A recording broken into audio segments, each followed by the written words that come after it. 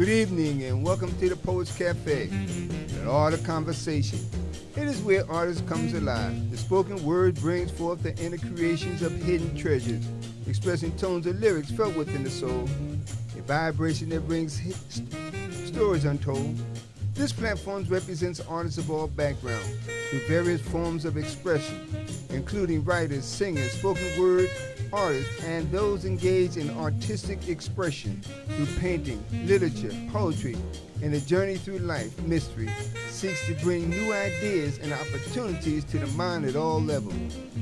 Wherefore my time leaving tomorrow on the wings of yesterday, where birds fly higher than the mystery of dreams never knew. Why do mellow sounds ring silently without ever leaving memories of my lonely blues? We walk by the calls of nature, sing in harmony, pray for the love of the skies, and dance with the stars like a feminine ballerina, gazing across the stage in her soft-toed ballerina shoes.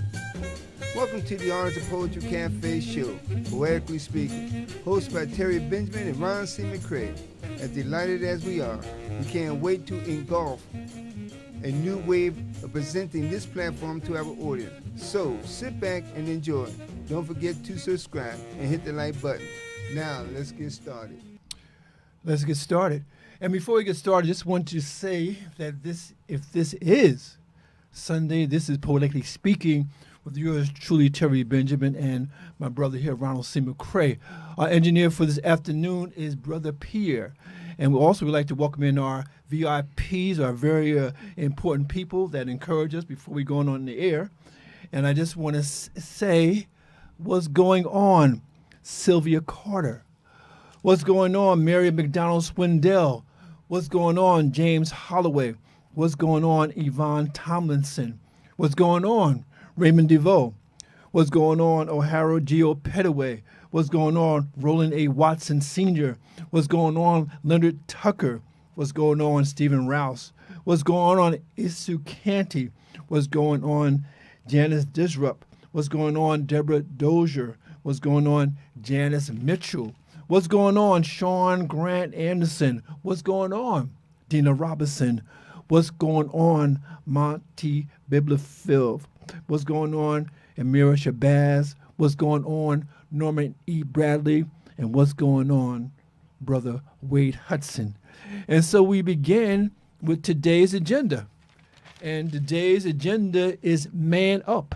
Now, this will be a lot clearer when we get into our guest today, but think about that. Man up. What does that mean to you? And the quote of the day is from the back of this particular book. Okay? The book is entitled Misunderstood, a memoir by Allen Iverson. And the quote of the day is simply, but I swear to God, it comes back to what my mom told me when I was 8 years old. This is what you're going to do? You want to play basketball, football? If that's what you want to do, you can do it. And so again, many mothers have the ability to really help a child grow. Ron, I know when I was 9 years old, I told my mom, I said, Mom, I want to be a writer. And she said, go ahead, baby. She didn't ask me how you're going to make a living being a writer, but she just encouraged me. And because my mama said I can be a writer, I would make her little books and I would bring it to her and she'd put them on the refrigerator, on the magnet and whatnot. I said, that's all the books I wrote for my mama. And it just started me on my way. So again, moms play a big role in the success of their children. So I just want you to keep that in mind. But I go now to one of my favorite parts of the program, and hopefully your favorite part too, because we do it every week. And every week is something different. Every week is something creative, and every week is something special. And so this afternoon, I present to you Ron's poetry. So, Ron, what do you have for us today? It's interesting because I too want to tag onto what you just expressed. Now, we know mama, we always love our mama. That's right. I always love but my also mama. Also, the same too, we've got to look at those little trifling kids, those hard-headed. And so, but the encouragement of the mothers who present to their child that many had thought they was traumatized by the abuse, but they wasn't abusing. They was really trying to straighten us up. That's You right. know, we all have our stories, and that's what's important. Yes. No matter how you look at it, you only get one, you only have one, That's and many right. have come and gone. That's No right. matter how you look at it, whether it's here today or gone tomorrow, the bottom line is, it will always be my mama. That's right. No matter how you look That's at it. right. In the words of the intruders, I'll always love my mama. Absolutely. We She's all my got a- favorite girl. Absolutely. We all got a story now. You only get one. You only get one. Yeah, I'd like to read this, and I have one, but I'd like to save that one for last. You know, I have two here, but let me read this one. And again, each time we come on the show, we read something, or I present something, you know, there's always a different, you know, look at it from a different perspective. It doesn't mean, well, I heard that before, it has nothing to do with that, because the air you breathe today or right now is not the same air you breathed before. So always keep that in mind. Something changes all the time. The art of commentary conversation. The art of commentary conversation involves expressing one's thoughts on any subject while observing another's perspective without altering the original statement. Opinions are merely someone's point of view, but it is important to keep an open mind for valuable challenges and debate, seeking clarity for a deeper understanding of the topic. Too often, many jump into arguments without first understanding what is being said, speaking without knowing where the speaker is coming from or where they are going, with some explanation to be considered. So, how does one interpret the difference between listening and hearing? It is a metaphor for not paying attention, or is it a tangled web of distorted conversation in someone else's way of thinking? It is quite clear that conversations are often misunderstood because of the lack of the tone detections of what is being expressed as one tries to escape from a rodeo of wild, shattered notes, drifting in the minds, which ultimately causes a loss of sync with what is being conveyed. To stay on track for a smooth ride, one must sit back and wait until the cruise slows down and the statement or explanation has finished. This allows finishing any statement before jumping to a disaster, billboard crashing into the point being made, or voicing an alternative perspective. The art of conversation always extends from valleys low to mountains high, to sea above, or remember from the start, as it begins on a journey to this destination with a sense of mindfulness that the art of conversation is very valuable for learning how to stay focused on where one needs to go. There is a clear purpose for exchanging or connecting with another source to verify any outcome, making each landmark towards the boundaries based on the mile marker of the rules being established. Otherwise, things go unheard and chaos calls out for mercy as an escape from the dark shadows of ignorance. Curses causes the mind curiosity causes the mind should always be prepared for new opportunities to learn. Now, I just want to go Thank back you just for that. 1 second, as you indicated with that,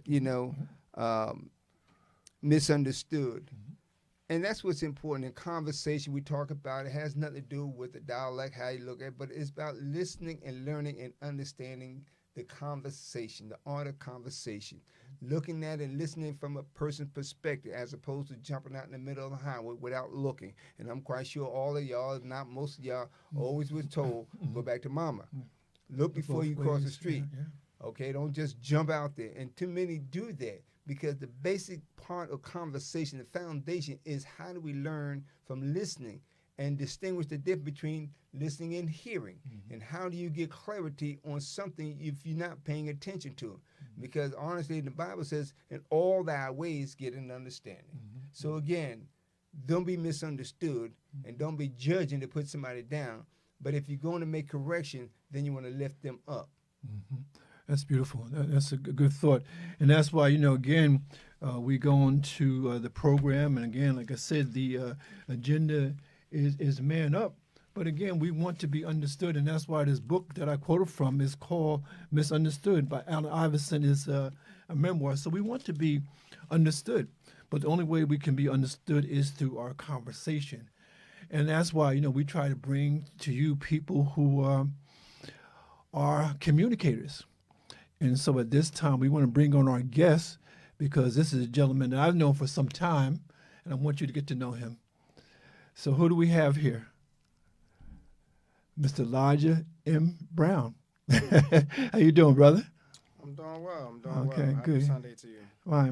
It's been a little while since we've seen each other. Right. When I was a professor at Essex County College, I would invite Elijah to come in and read his poetry, And so what I want to do, I want to take Elijah back to the beginning, then I want to take him to the end, and then I'm going to have him fill in the middle. But the first thing that I want to just ask you, my brother, that phrase, man up. Now, that's from a play, a program that you put together, and I still have the DVD. So would you explain to our audience, what does it mean to man up?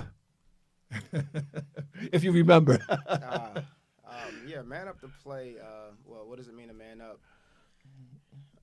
There are many definitions for, the term of manning up, but I think from what we know, what you initially think of when you hear that is like another brother telling you to man up, like stand up straight or wipe those tears away. Yes. But for me, manning up is taking care of your responsibilities and not just walking around planting seeds and leaving the garden to grow itself. Yes. You're standing up and really showing integrity, and being there, whether it's for your seeds or helping another raise seeds, because as you've known, through our community, a lot of men are pulled away for multiple reasons from raising our community, and somebody still has to take care of the ship, regardless if a man is there or not. Right, that's what makes a difference. But yeah, this conversation is everlasting. It is so funny that I put it out there. Sheila Bird, one of our VIPs, it says good evening, Terry and Ron, and also Katrina Madison. She says hello. But Elijah, I want to ask you: do you remember your first book of poetry? Missing Pages Out of My Life. Yeah. This book right here. That book right here. I held on to this book, man. This book, Rod, let me see. This book is from 2008. Yes. 2008. And I'm going to really embarrass you right now. That's the first edition. And I'm looking at the cover because, I don't print those copies anymore. Okay. Well, this is, I'm going to hold on to this. But now this is from one of the poems here. You say here, when I held you, I did it as tight as possible. Most of my thoughts were about you. The only way I did cheat on you was thinking about food, basketball, and school. You and me was like paper with poetry on every line, just not memorized. Only because the page we was on is just the one missing out of my life. That's from Mr. Elijah Brown. How did this come about? Wow. Missing Pages Out of My Life is a historical book. I'm truly proud. You know how your first is the most special to you, and that's the first book that I published. That's the first book. That book is. I'm truly excited about that book because I was very nervous, anxious, but I was very nervous to publish that book. As Missing Pages itself. Most of that book is 80% relationships. I'm sure you've read it. Yes, oh yes, many times I've read it. At that time, I was definitely going through life, raised without my dad at that point. Okay. And being raised by a single mom, you can only imagine the type of emotional terrors you're going through. Of course. Yeah. How they, and I love my mother, but how make sure you say that. Right. How mom, how she was dealing with certain things emotionally. Yes. Not necessarily rationally, but you know, just watching how she did things, and you know, she did a great job. I feel like she did an amazing job raising 3 boys by herself. But wow, that's you know, a lot. Looking at how a man would handle a certain situation, we all mm-hmm. speak. Men and women speak different languages, no and doubt we hear about differently. it. No doubt about it. So you know, my dad is different as well. So same situation, how they handle it is just so different. So you know, but yeah, missing pages out of my life was 80% relationships, and I would say the rest community based, and 1% I think erotic. Yeah. I mean, it was a mixed bag, you know, and so this was the beginning, okay? And now I want to flash forward to today, to 2025. Yikes. And you just did a program where you were actually working on your memoir, and your memoir is entitled "Buried Doesn't Mean Gone." Right. Now, I mean, I don't know how old you are, but I know that you're a lot younger than I am. But a memoir is a big statement. And you say buried doesn't mean gone. What does that mean? You know, everything, well, buried, going to a burial site, you would think that the person is gone. You know, but some people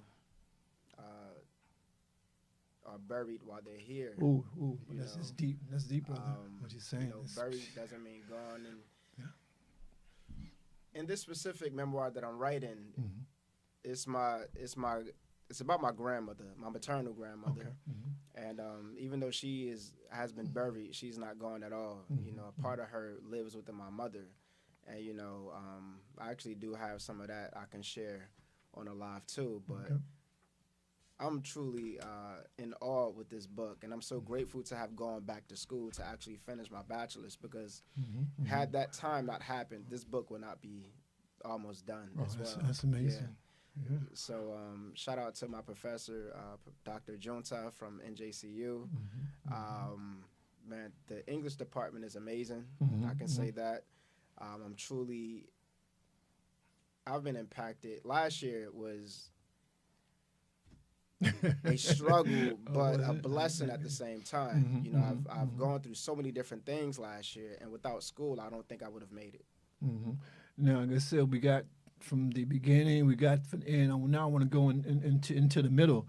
I see that your daughter is a poet of some note. You know, let's speak about your daughter. What's her name? Kayla Imani Brown. Oh my goodness. Her name means pure faith. She is this amazing little being. I am truly proud of her. She has the wit, ambition, drive. Of course, she's still nervous at certain times, but when her mind is set on something, she will definitely go full speed ahead to accomplish it. I'm just truly proud of her. You know, she's been my #1 teacher, to be honest. You know how we're supposed to be the teachers, but no, you learn from your kids too about yourself. You do. Yeah. And it's so funny because you talk about influences. You see on the board behind us, right out near in that left-hand corner, you have one of your heroes, Amiri Baraka. Oh, absolutely. And what was his influence on you? Oh man, Amiri Baraka. Oh man, the conversation is amazing. I met Amiri at a poetry show, but as you know, like computers wasn't really that grand, and I've never seen him. So I met him at Marlowe's in Irvington, and I heard that he was going to be a special guest there at a poetry show. Again, I never seen him, never met him. So this was about 2005 or 6, 2006, and I was looking around trying to see if he was, if I could spot him. You know how you just suspect someone to be. Yes. I'm thinking that this other tall gentleman is Amiri Baraka. Right, so you already know I was all the way off. He's not tall at all. This specific brother happened to have bees all down his arm. So I'm like, that's Amiri. So then when they call him, you know his bop, his walk. Yes, oh yeah. He had his walk. Yes, But before he went, I actually performed before Amiri Baraka went on stage. And I performed. At this point I was memorizing poetry, but I messed up a poem where I was almost at the end. I messed up the lines. And at this time I was telling people, I messed up. it's different no, now. you don't say it. I know. I'm a veteran now, but you would never know. You never know. You would never know unless you got the book and you're following me. But Amiri got up there and he said this to me. This is his first words of wisdom to me. He said, "Hey, young man." Before he started doing his poetry and everything, he's like, "Hey, young man, I want you to know it's okay to read from paper because it shows people you know how to read." That's a Mary. So that was our first interaction, and I was privileged to have had him as a special guest on my Let It Flow poetry show over 3 times. And the brother, Newark, New Jersey, hometown, full bred, I can honestly say he's always said yes anytime I called him and asked him to be a part of my event. Humble. Yes. The brother could have charged me hundreds of dollars, Of course. thousands of dollars. I mean, let's see what he charged at the colleges. He could have Yeah. easily charged me anything crazy out there Yeah, because yeah. he deserved it, you Yeah, know? yeah. Maya Angelou, he's one of those. Yeah. But he did not. And he told me, he's like, you know what? Don't even worry about it. I'm doing this for our community. Oh, beautiful. You know, like he gave me Sonia Sanchez. No, not Sonia Sanchez. He gave me Nikki Giovanni's phone number. Oh my goodness! What? Right? Because he knew I wanted to bring poets into Jersey. He Yeah, gave I know, me her number. I know. When I tell you, I was so starstruck when I called her. I was like, she's like, "Hello," you know her voice. Yeah, right. Hello. I was like, "Oh my God!" Is this? I was like, "Hey, Nikki, Mary Baraka gave me your number." Oh my God! But yeah, that was amazing. She shut me down. She was like, "Listen, this is my fee. This is what I charge." I'm like, Boom. Jesus. I don't play. Yeah. I was like, when I get to a college, I want to bring you.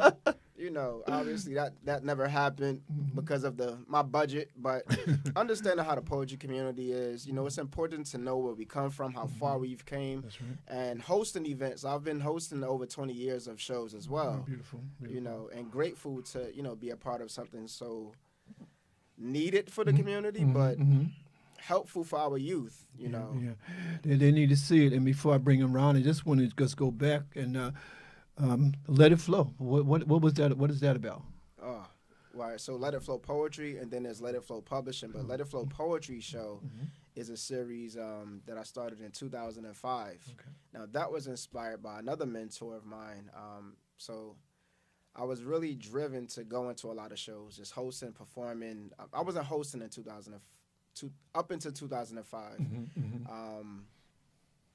One particular night, me, my brother, but both of my brothers was going to go to a specific poetry show. They were going to dance. I was going to do poetry. Okay. We even went to go get clothes for my brother for the show. Purchased the clothes, their outfits. We're ready. And I call them to put my brothers on a list. And I'm talking about Rob Hilton. Yeah. Rob Hilton is a godfather of New Jersey poetry. He was like, "Hey, Elijah, the show is canceled." What? And I'm like, "What?" I'm calling for my brother, you know, to put them on the list. He was like, "Yeah, the show is canceled. It was something about the fire code. So the restaurant didn't pass something. Something was wrong." Whoa. At that point, I take no's and turn it into my yes. Okay. So at that point, I was like, you know what? I'm tired of shows closing down. At this point, Serengeti Plains had closed down too, so they had stopped doing poetry shows. Wow. Serengeti Plains is known in Montclair, New Jersey. They was doing shows for quite some time, and it was a mecca in New Jersey. You know, the brother Charles was hosting, and yeah, so I started doing Let It Flow Poetry Show, and even up to trying to figure out a name for the show. Me and one of my poetic sisters, Jessica, we was trying to. I was telling her different names. We went to a show called Rhyme and Rhythm on South Orange Avenue. Okay, yeah, I remember This is South Orange Ave in Sanford, right? So I don't remember the host. I just know I was sitting there thinking of a name, Rhyme and Rhythm. I was like, Rhyme and Rhythm, let it flow, let it flow. That's what it picked up right there. So that's how Let It Flow became of existence. And, you know, at that point, I wasn't even ready to host. Okay. I was nervous. Mm-hmm. I don't think I hosted my first show until it was in Montclair on Bloomfield Avenue, where my host was late and I was forced to host. Okay. Mm-hmm. So yeah, that's how that started. Yeah. So I'm going to bring Ron in here, and then we're going to go on to Mind, Body, and Books, and then we're going to have you in concert, in a poetry concert. Okay, cool. Yes. You know, just in short, actually, I truly, as we always say, you know, our guest is our family, you know, brothers and sisters, and this is the first time I'm meeting this brother, and I'm impressed. I'm not going to lie to you, because just to hear just a tab of his story, his background, is really impressing, you know, no matter how you look at it, and that's what we talk about. How do we open up the doors for others to encourage one another? And this brother listened to him, and as he just shared in reference to his daughter, we can learn from kids. There's no such thing. I'm an adult. You don't need nobody to slap you upside the head. You do. Because every now and then it's a wake-up call. That's right. And even as we listen to this brother, and as we continue to move forward, it's a wake-up call. You're never too old, you're never too young. And the most important thing, at least to me, is, and I asked this brother here, do you open up doors for others? You know, or do you shut the doors like many do, and all of a sudden, as you experienced with Nikki Giovanni, even though she rose to another level, I get this. But somebody who just want the opportunity, as you indicated with Baraka, you know, who even spoke with you and shared something. That's what's important. That right there says a lot. You know, you don't have to worry about trying to impress, and I'm kind of using my words, but don't hesitate and be afraid. Read what your stuff, because it's all about who you are, and that's what's important, being genuine. That's true. And again, and as we move on, you know, I always say that one of the things we're trying to do in the program is help you develop the habit of literacy. And when we say develop the habit of literacy, every day we want you to do some reading, some writing, some talking, some listening, and some viewing. And with that in mind, I suggest that you read 2 books a week. And I suggest that you read a fiction book, and I suggest that you read a nonfiction book.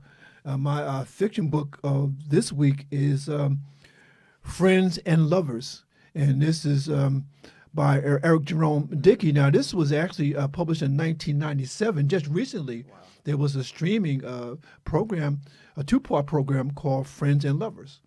Okay, so again, this brother's been going for some time, but his words live on. Absolutely. And just from the back of the book, it says here, Friends and Lovers is the book that sealed the promise of Eric Jerome Dickey's stunningly successful debut, Sister Sister.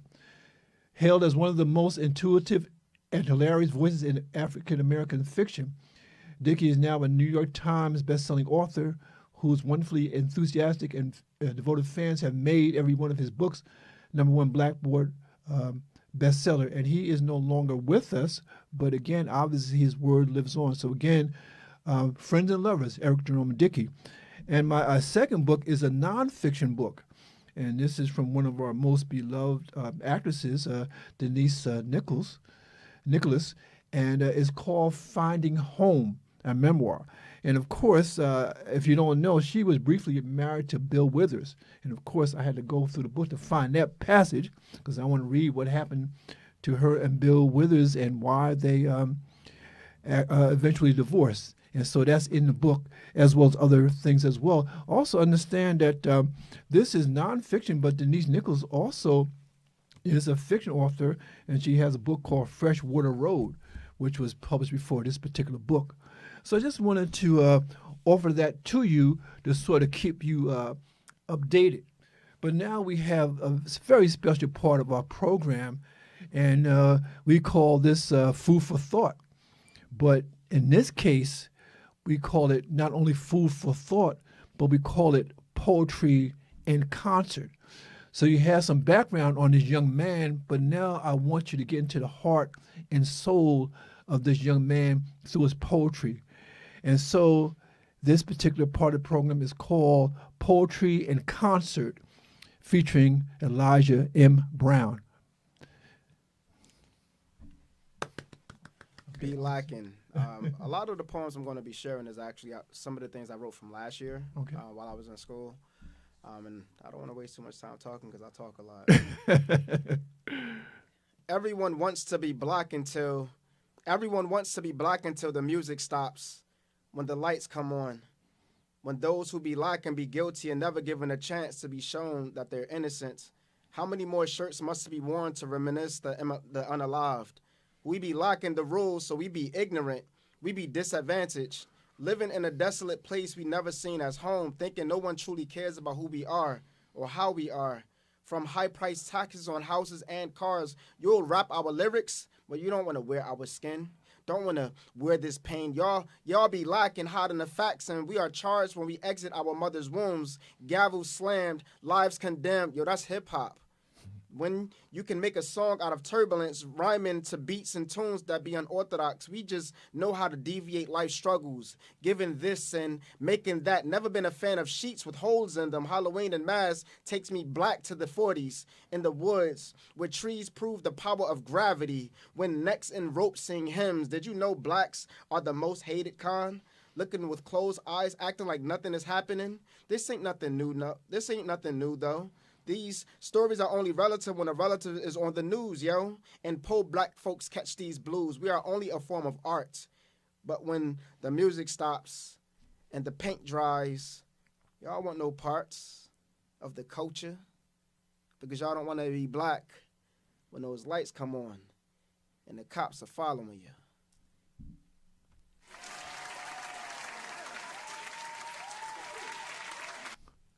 Yeah,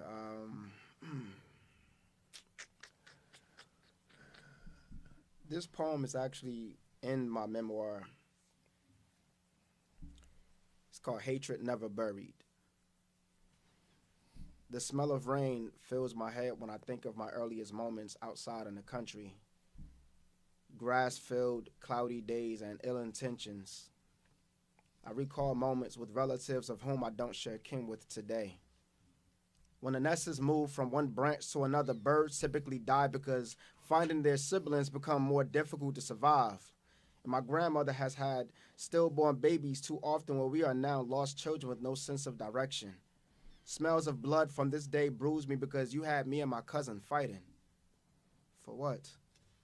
I've learned growing up that you are filled with hatred like a plague. I recall your dresses swaying past me in the mornings and I could only count to 60 before you had something negative to say.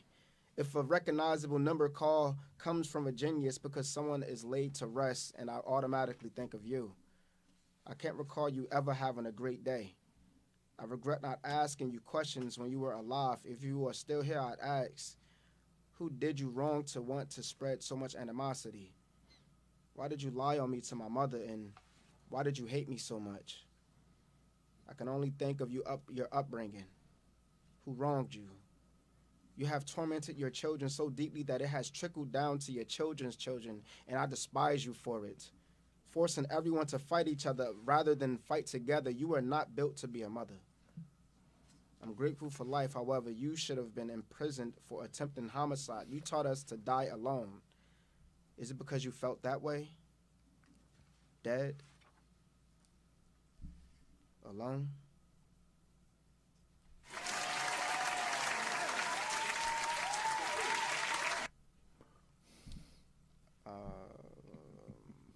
And I'll share this one more on a better note.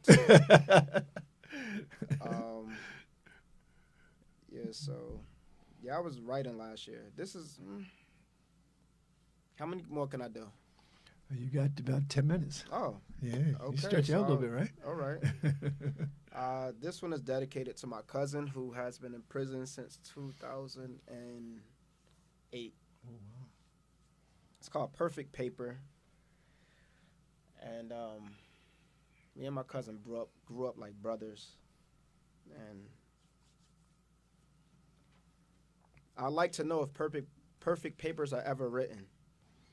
A paper that has no errors, one that begins with the capital letter and makes sure subjects and verbs agree to make sense, like how yesterday is always tied to today. Make sure pronouns are precise and punctuations are used. Some writers love commas so much that they are abused. For example, Fridays are my favorite day, comma, because yet Saturday I don't have to wake up early, comma, so I sleep until 12, comma, no period. Nouns have so much importance, a person, place, a thing. I grew up in a story where nouns were respected by the color of the font. It's been noted that your grammar reflects your image. So buckle up and write with elegance. Nork verbs don't usually hold white tongues. Make sure indentations are placed when needed. Tab.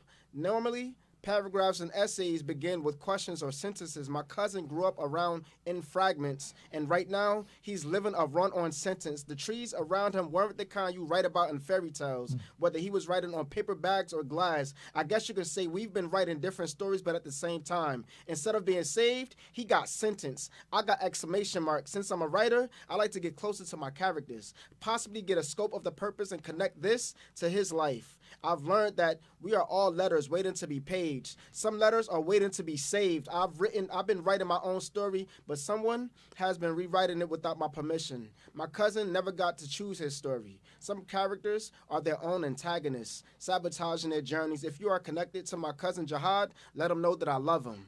Please. I see my cousin in some of my students' eyes, which is why I teach them with urgency, because no one ever took the time to make sure he spelled love correctly, and not the way to spell it, but to see it. No one showed him how actions can rewrite entire pages. I question God for the way our lives turned out. If we thank him for the good, who do we think for the hell we live? Writing your story means giving credit, a works-cited page of his own. My cousin's life was written in red ink. Rage bleeding across every line. I wish I could write his life backwards, edit his past, give him the possibility that he never had where it was missing, allow him to question actions and give answers for understanding. I would not allow him to be a run-on sentence. I would have paid more attention to the moments that devoured his confidence, punctuate his life, and make him stand up like a capital letter.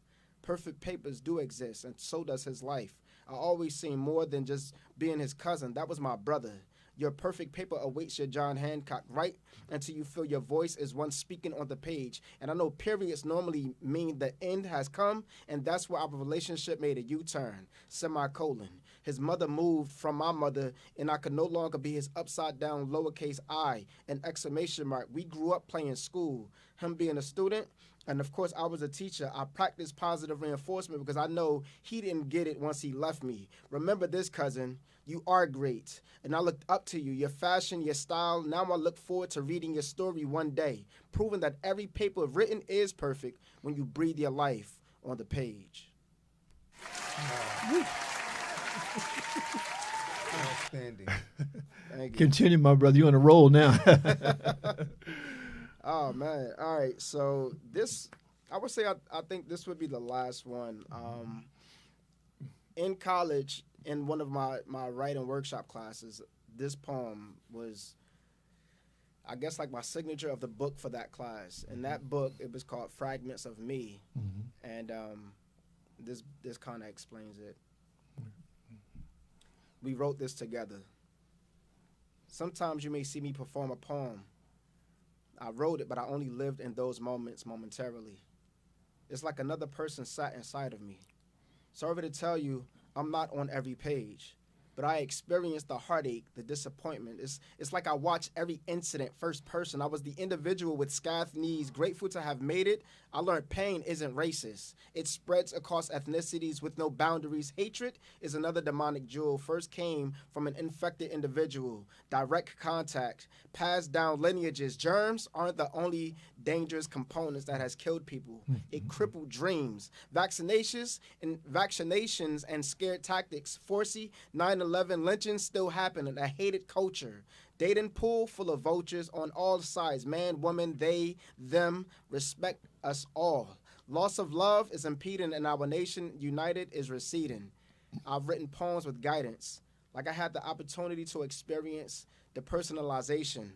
Multiple people living inside of me. So we cried, we laughed, we died, we grasped. Moments unforgotten, days never forgiven. I've come across people like Mufasa and Scar.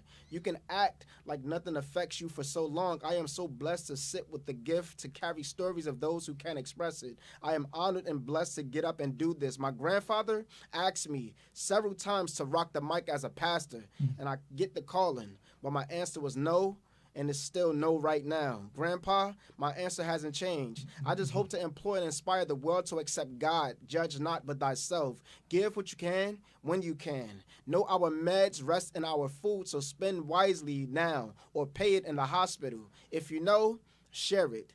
Remember, people can't tell who's a fool when two arguments are argued by two fools. I have written over 2,000 poems, elated to have lived 4 decades. Mentor, curate, a man with hue. I be this imperfect, brave soul, gentleman, vindictive, and beautiful. Black man with no hate. Even though I was raised alone, raising a little woman the best way I know. Authentic, regardless of the shortcomings, disappointments, I try to stay true. I love hard. And if I call you a friend, I only ask you pick up and reciprocate that. I look into the mirror and see a little me with tears in his eyes, seeking the love I missed. Glance to the left of me and see a boy who's reaching out for a hug. To the right of me, there's an angry, tired of getting broken promises. In the center of me, looking for the pieces of self, passing out love because I missed so much growing up. That's why I make it my business to care for, mentor, counsel, love on, and if I come off strong, I can't help it.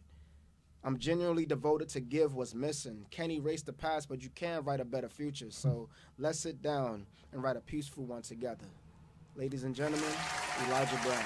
All right. Well, you know what? Since we still have you here, I want to go into some things you said on Facebook. See, people got to understand what they say on Facebook. Sometimes people read that stuff. Yes. That's most my intentions. One of our VIPs, Mary McDonald Swindell, she said, hello, everyone. Now, Mr. Brown, you said here, before I get into that, Katrina Madison, good afternoon, gentlemen. Farah Benton, go, brother, go, Mr. Brown. And Katrina Madison says, Elijah and Brown, bravo, excellent, and epic, 100%.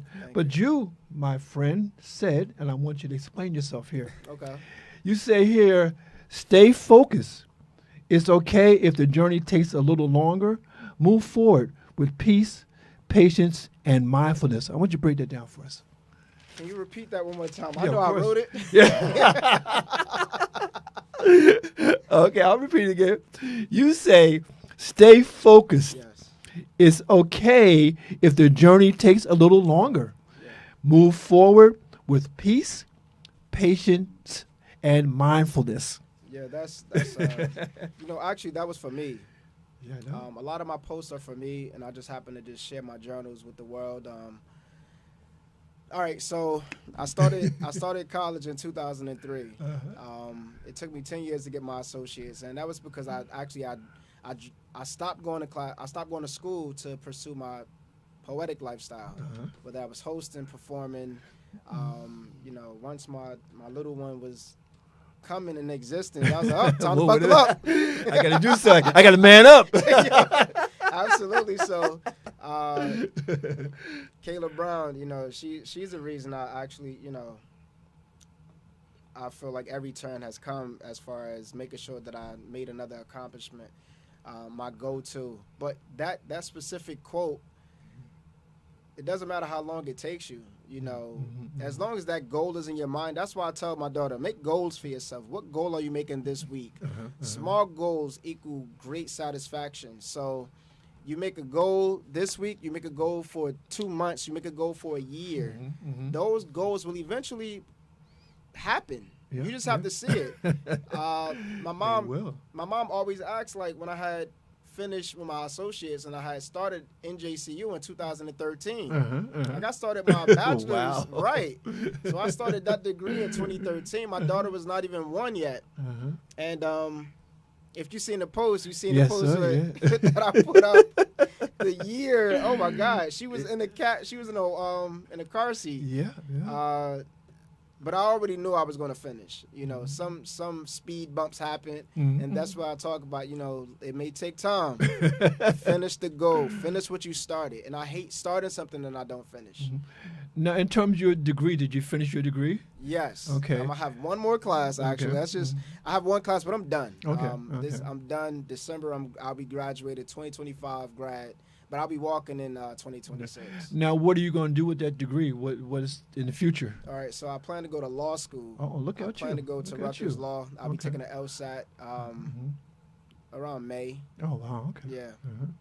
So, and, I tell you, brother, you come a long way. I Yeah, know. you come a mighty long way.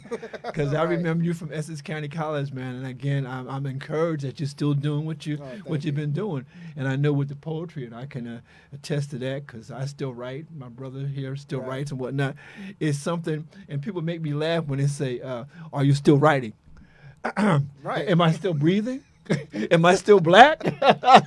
Absolutely. But they don't understand. It's not a They got it. hobby. It's not. It's a lifestyle. Right. It's a passion, and this program is a passion for us. Good. And it's so funny because it moves so fast. I got to interrupt you. please. Congratulations to you both. Oh, thank I've you, been giving thank up you, for you thank both you. because doing something of this magnitude is important for the community, and I appreciate you for asking me to be a part of it. I know we spoke Yeah, we spoke before. months ago. Yeah. If it wasn't last year, I think it was months ago. But It was. my schedule with school was president. I know. Of course. and I respected that, but Thank you. I knew that this program, this platform, is for people like you. Thank People you. who are started something or are still doing it. And again, if with this type of thing, you can't help but get better. Right. Only because you can't go backwards. You're gonna only have to go forward, and it may mean you're writing different types of poetry. But the thing that I like about you, even to this day, Ron, that brother, he has the music in his poetry. Okay, I can dance to the rhythm of his poetry, and he's always been like that. When I was teaching at Essex County College, I would have him come into the class, and that. he would read his poetry, and everybody would be looking, but they'd be nodding their heads, because the music is in the poetry. That's why I say poetry, music, for me, it's all the same. Right. Same You can talk about music, you can talk about poetry, it's all the same. Right. And my brother here now, what happens, Mr. Brown, is that he has the test, and he's going to do it because, it's too You know difficult me. for me. Oh, okay. So his job is sort of to wrap things up and sort of send us home Okay. and say goodnight to our VIP. So, Ron?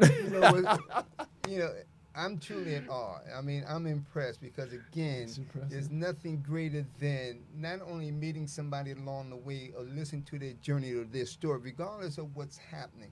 We say all the time in reference to many pieces but one body. Yes. It doesn't matter how long it takes.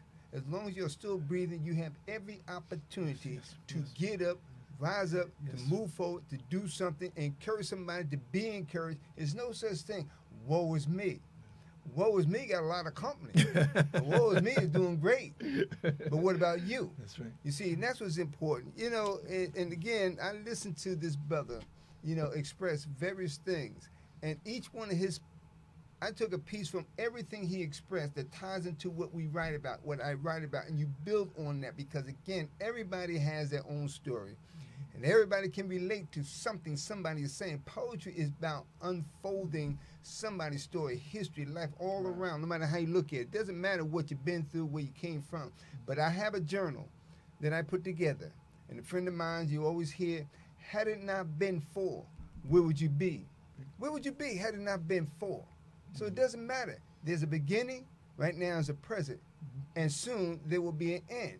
But we don't know what that end is, but as long as you are here in the present and continue to move forward, just like this brother said, it doesn't matter how long. There are people still going to school at 80, 90 and almost damn near 100 years old. That's right. So it has nothing to do with your age. It has nothing to do with who you're trying to impress. That's right. But as long as you're trying to lift you up to be that spark, that energy in somebody else's life, because again, just like this brother, and we have guests, and we've been there, we have kids, grandkids, no matter how you look at it, great grand, as long as you be the spark in somebody else's eyes, they will always remember, and that's what encouraged people to continue to move forward, because he said he was influenced and encouraged by Barack, and then speaking to Nikki Giovanni, that's what's impressive. Yeah. So I want to read this because it ties into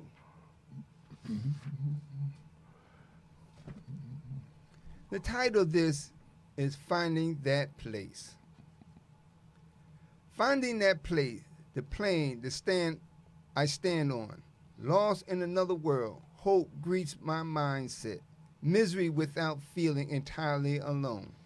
The highest peak, far from what I am experiencing and about things I cannot explain. Let the silent voice leak from my soul, pulling me into the arms of an unknown intruder outside, a place to escape far away, places I cannot understand, or why I feel the need to wander somewhere. There are many unanswered questions in the conversation, and one needs to be present at the time that seems to run and hide. I chase these feelings, trying to catch up for some understanding, but I keep getting lost. Howling sounds continue to whisper the blues, and crying pain sits and watch without any concern for how I reminisce on those teary eyes as they fall with no hope. The reason why I feel this way. Emotion triggers an emergency crisis, especially when no one cares whether I cross the threshold into my doubts, try to please another family member or friend, or seek comfort that isn't my own. Talking to myself brings back words I still struggle with, causing delays as I try to rebuild my understanding of what life is supposed to be. I am writing a rambling message, hoping to clear up some confusion about how it still all began. Mm-hmm. My own confusion is overwhelming me, throwing me into a twisted state of shock, and no one is there to step for me at this checkout counter. Why do I feel this way, and why can't I reach for the hope many talk about? Reflecting over a cup of emptiness filled with pain, choking on lost desires, I found myself hanging from the pleasure I once sought, but now nowhere to be found. Found inside my unstable state of surrender to agonizing misery. Where is my hope? A soul to soul moment where I must read all about it in the stories of the past, while the urge to forget has become my constant companion on a bus to nowhere. But not here is why I feel the way I do. No place to call home. So what should I do? You know, all that's important because everything ties in, no matter how you look at it. You know, every guest we have, every message they bring forward, every story that they read, it's all about listening and learning. And we encourage you. We bring you here. We learn from you, and we tell our story. And that's what's important, no matter how you look at it. Yeah, and I think we have time for just one more. But again, we thank you for tuning in. We thank you for coming to us on Thursday and Sunday. We're going to bring you the best guests that we can find because we really believe that you are very important people. And so Ron is going to read his last piece and take us out of here. But again, I thank you for tuning in. I'm going to go back to this one, and this ties into even with our guest today because he expresses it. The flaming echoes of poetry. The fairy words of poetry ignites the fire in the archives as the audience holds on to the cascade of lyrics, dancing with soulful grace down memory lanes into the house of spoken words. Poetry sparks with a rush of images as each word moves across the stage, jolting many from their seats, clapping their hands, snapping their fingers, and shifting their feet while shouting for more. Poetry is the foundation of life, whether spoken, sung, whispered, painted, or expressed through meaningful, mature conversation. The tone of each verb echoes through the ears, carrying sounds that reveals new stories waiting to be told. There is a deep-seated, hidden opportunity for many to reveal their talent before the world falls into regret. Don't leave home without it. Don't bury your dreams in isolation, lamenting over someone who has seized their chance to step out and they face simply because they believe it was time. To pursue opportunities through the doors, seeking a chance and realizing their dreams are being fulfilled. A long time coming before the door opportunity fades again into the shadows of misery. The fairy echo of poetry resounds loudly as the stage lights gleam across America's Got Talent. The crowd cheers joyfully as another constant takes a chance to showcase a new dream unfolding for the world to admire, while tears of happiness dance to a fresh tune never heard before. The long awaits on that destined day. Never postpone your dreams of breaking free from the hidden agenda of fearing to fight for your right to live life to the fullest. You know, it's always a pleasure and it's always an opportunity as we come forward. And it's truly an honor. And we extend all respect to you for chiming in and listening. And we truly want to give the utmost to our guest, our brother today, Brother Brown, you know, who has been inspired since the beginning, regardless of what the stage or the story may have been or unfolded. The fact is, he is here because had it not been for, where will he be? Where will he be had it not been for? He said it, he expressed it, and he leaves you with his note, his presence, his opportunity to continue to rise up and move forward. Doesn't matter how long it takes. So once again, we truly thank you for coming and chiming in and listening to our audience today. Thank you. Good night.